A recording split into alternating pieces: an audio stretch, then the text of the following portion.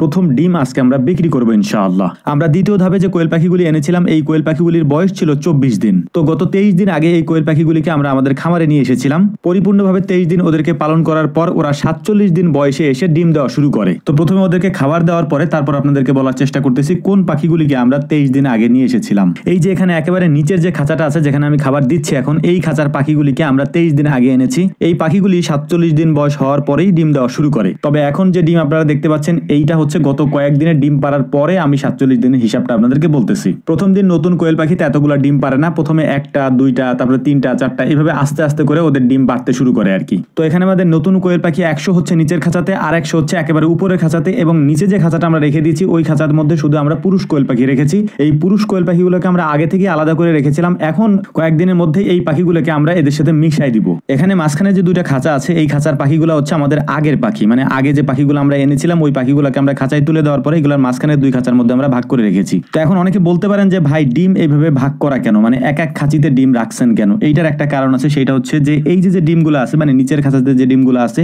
এই পাখিগুলোর জন্য কোনো পুরুষ পাখি নাই, অর্থাৎ এই ডিমগুলা দিয়ে বাচ্চা ফুটানো যাবে না, প্রজনন নাই এটার মধ্যে। এটাকে আমরা আগে থেকে আলাদা করে রেখেছি যাতে করে এগুলাকে আমরা হিসাব করে মিলিয়ে তারপরে এদের সাথে মিক্স করতে পারি আর কি। আর মাঝখানে দুই খাঁচার ডিমগুলি হচ্ছে আমরা সংগ্রহ করি ডিম ফুটানোর জন্য, ইনকিউবেটরে দেওয়ার জন্য। এই জন্য এই ডিমগুলোকে আমরা আলাদা রাখার চেষ্টা করতেছি। তো ইনশাল্লাহ মাঝের দুই খাঁচার ডিমগুলো আমরা সংগ্রহ করেছি প্রায় 700। এই 700 ডিমকে আমরা ইনকিউবেটর আজকে দেওয়ার চেষ্টা করব। এর পাশাপাশি আমাদের যে নতুন কোয়েল পাখিগুলি আছে এই কোয়েল পাখিগুলিতে ডিম পেরেছে এই কয়েকদিনে 300-র মতো বা 300 প্লাস আছে আর কি। এই 300 ডিমের সাথে আরো কিছু ডিম আছে, সেইটা হচ্ছে সবুজ ভাইয়ের কাছে যে পাখিগুলি আছে ওই পাখির ডিম। তো আপনারা হয়তো অনেকেই জানেন 24 দিন বয়সী যে পাখি আমরা এনেছিলাম ওই পাখিগুলির মধ্যে 450 পাখির থেকে 200 পাখি সবুজ ভাই নিয়েছিল আমার থেকে। 50টা পাখির মতো আছে যেগুলো পুরুষ পাখি এবং 200 আমার কাছে আছে। তো আমার এখানে 200 থাকলে সবুজ ভাইয়ের এখানে 200 আছে, তো ডিম প্রায় সেমই পারার কথা। তো যাই হোক আলহামদুলিল্লাহ আমাদের ডিম সংগ্রহ করা শেষ। এখন হচ্ছে আমরা এই ডিমগুলোকে মিক্স করে নিব। আমরা 700 ডিম আলাদা করে রেখেছি। এর পাশাপাশি এখন আমরা যে ডিমগুলো দোকানে দিয়ে দিব সেই ডিমগুলোর জন্য আমরা আলাদা একটা পাত্রে সুন্দর করে এগুলাকে নিয়ে তারপরে দিয়ে আসবো।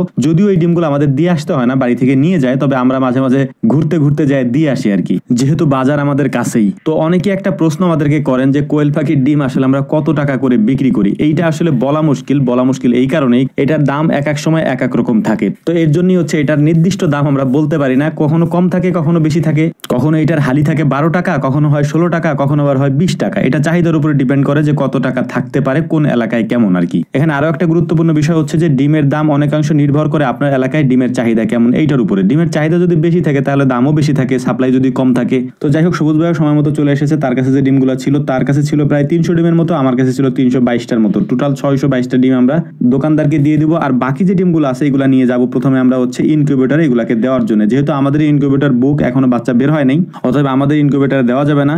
আমাদের পাশের এলাকার যে ভাই আছে ওই ভাইয়ের যে ইনকিউবেটর আছে ওই ইনকিউবেটর থেকে বাচ্চা যেহেতু বের হয়ে আসছে ওই ইনকিউবেটর ফাঁকা আছে, এই বাকি 700 ডিম আমরা ওই ইনকিউবেটর দিয়ে দেবো ইনশাআল্লাহ। তো প্রথমে আমরা 700 ডিম নিয়ে ওই ভাইয়ের বাড়িতে গেলাম এবং ইনকিউবেটরে এই ডিমগুলোকে সাজিয়ে দিয়ে আসলাম। যদিও বিদ্যুৎ ছিল না এই জন্য হচ্ছে আমরা ডিমগুলোকে বাইরে রেখেছি। বিদ্যুৎ আসার পরে মেশিনটা গরম হওয়ার পরে তারপরে এই ইনকিউবেটরের মধ্যে এই ডিমগুলো দেওয়া হবে। তো এখন এখানে একটা জিনিস বলে রাখি, সেটা হচ্ছে অনেকে হয়তো বলতে পারেন যে ভাই ডিম দুই ভাগে ভাগ করলেন কেন, অর্থাৎ ওইখানে 600 দিলেন এখানে 700 রাখলেন কেন।